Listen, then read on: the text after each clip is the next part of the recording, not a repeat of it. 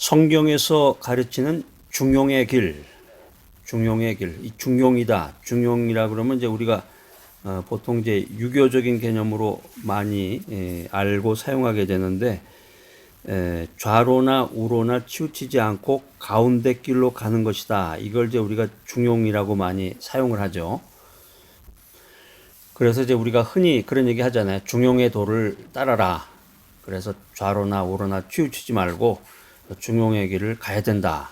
우리 기독교에서도 이렇게 말하고 사용하는 사람들이 많습니다. 교회 목사님이나 또 장로님이나 또 기독교의 그런 높은 타이틀을 가지고 있는 사람들이 그 컬럼이라든가 또 멘트를 할 때 이제 이런 뉘앙스로 이제 말을 하는 사람들이 많은데, 그러니까 이 중용이라고 하는 것을 이제 단순히 수량적인 가운데 치의 개념으로 이해를 한다는 거죠. 그러니까는 왼쪽이냐 오른쪽이냐 이렇게 치우치지 말고 가운데로 가라. 이제 이런 의미로 이해하고 있는데, 이것이 이제 전혀 틀린 말은 아닙니다. 그런데 이거는 이제 유교에서 말하는 이 중용의 의미예요. 이 유교에서 말하는 그 중용의 그 참된 뜻은 선악을 잘 분별해서 삶의 바른 길로 가라. 이제 이런 의미에서 중용이라고 하는 것을 좌로나 우로나 치우치지 말고 가운데 길로 가라. 이제 이런 이해를 하게 되는 거죠. 그러니까 사실은 기독교다, 교회다 그러지만은 기독교와 교회의 그 핵심은 뭡니까? 성경이죠, 성경.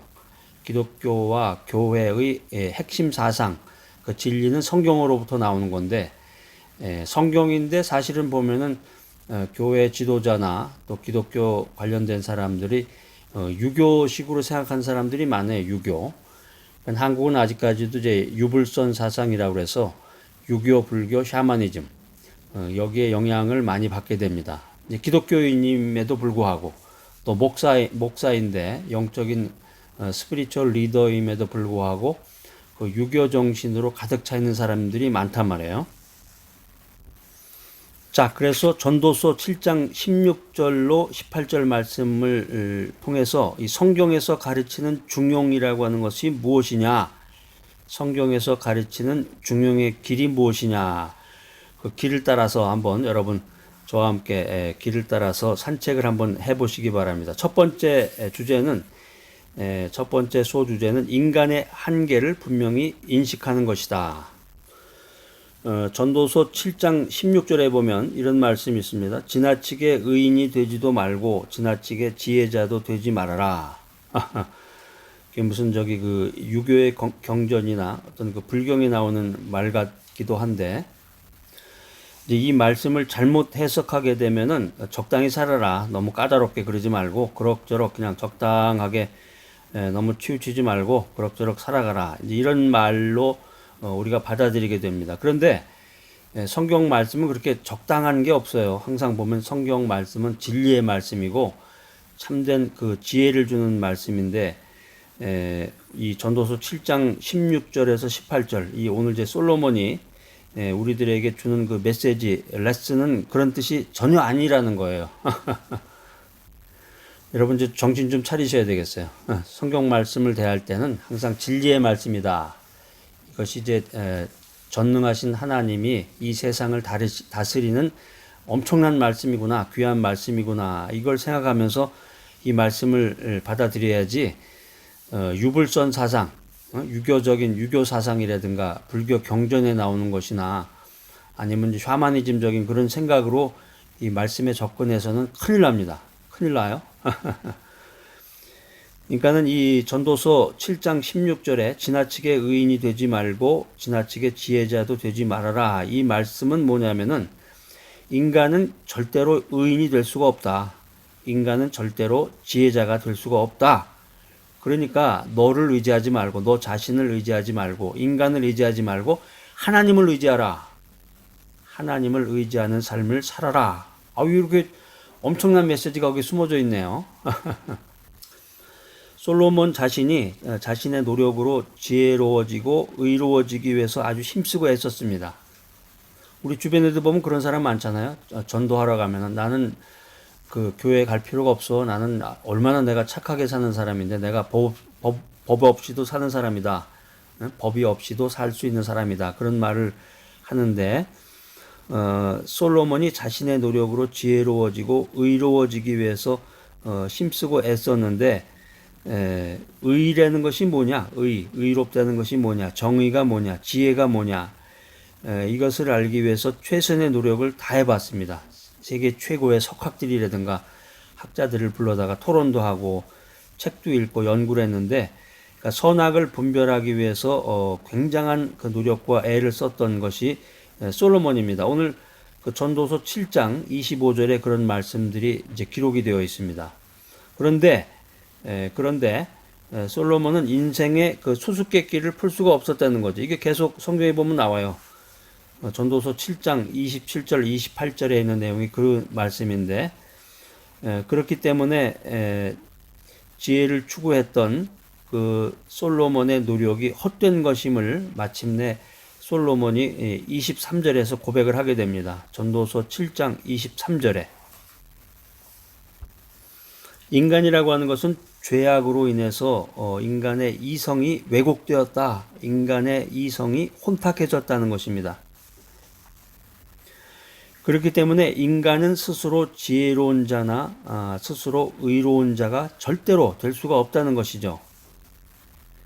이러한 사실을 겸허히 인정하고 하나님 앞에 나아갈 때, 하나님 앞에 무릎을 꿇고 하나님 앞에 나아갈 때 그때 비로소 이 진리의 길을 걸어갈 수 있다. 이것이 성경 메시지입니다.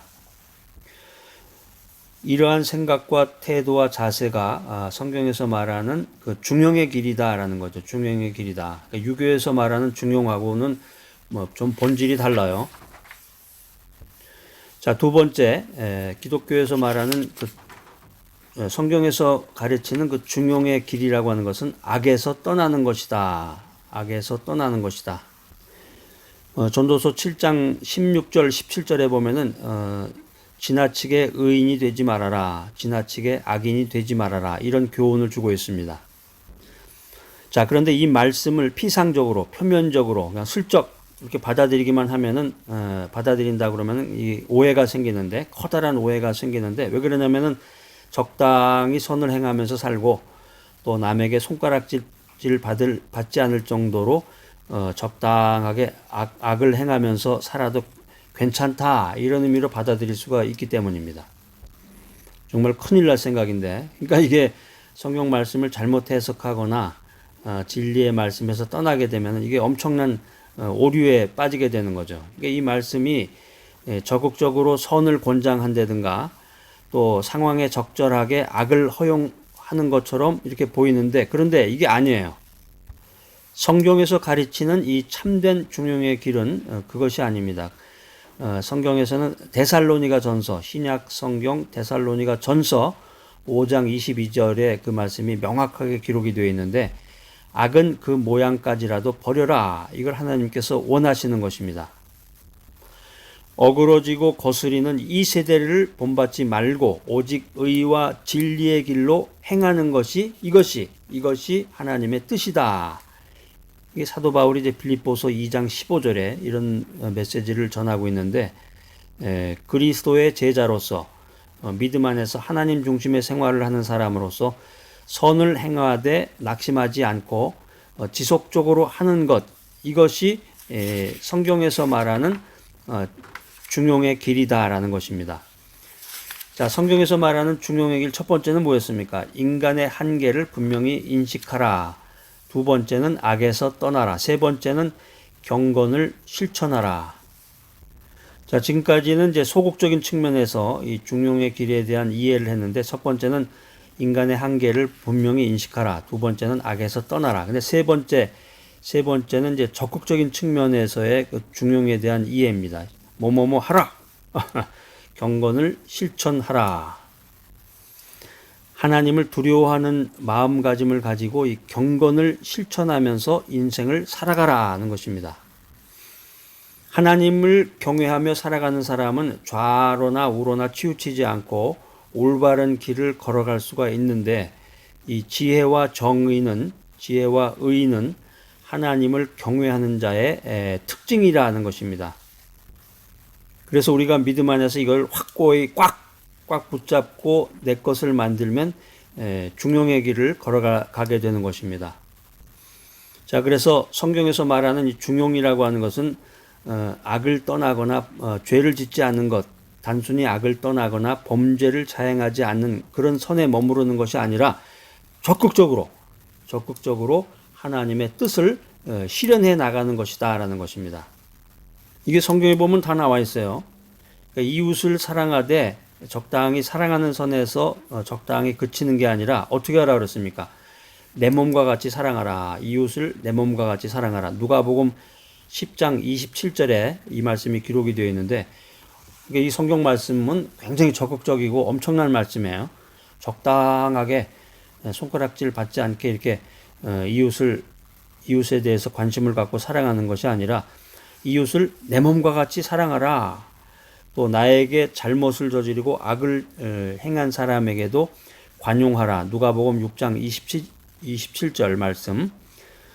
또 하나님을 경배하며 섬기되 마음과 목숨과 뜻을 다해서 경배하고 섬겨라. 누가복음 10장 27절 말씀. 그러니까 적당히 주일날 예배 드리러 나오죠. 되게 이제 11시 예배라고 그러는데 11시 예배 대예배 때 적당하게 안 나가면 뭔가 좀 깨림직하고 예배 참석 안 하면 무슨 일이 생길 것 같으니까 그런 분들이 많아요 보면. 그러니까 이제 주일날 간신히 예배에 간신히 가서 잠깐 참석했다가 몸을 이제 빠져나오고 이제 하는데 성경에서 말하는 그런 메시지는 그런 것이 아니라 레슨은 하나님을 적당하게 경배하고 섬기려는 것이 아니라 마음과 목숨과 뜻을 다해서 하나님을 섬기고 경배하라. 이런 말씀이에요. 자, 그래서 빛과 소금의 역할을 감당할 때 우리 믿음의 사람, 하나님 중심의 인생을 사는 믿음의 사람들이 소금과 빛의 역할을 감당할 때 비로소 이 중용은 온전히 실현된다 하는 것입니다. 자, 오늘 성경에서 말하는 성경에서 가르치는 세 가지 중용의 길 한번 리피트 해볼까요? 첫 번째는 인간의 한계를 분명히 인식하라. 두 번째는 악에서 떠나라. 세 번째는 뭡니까? 경건을 실천하라.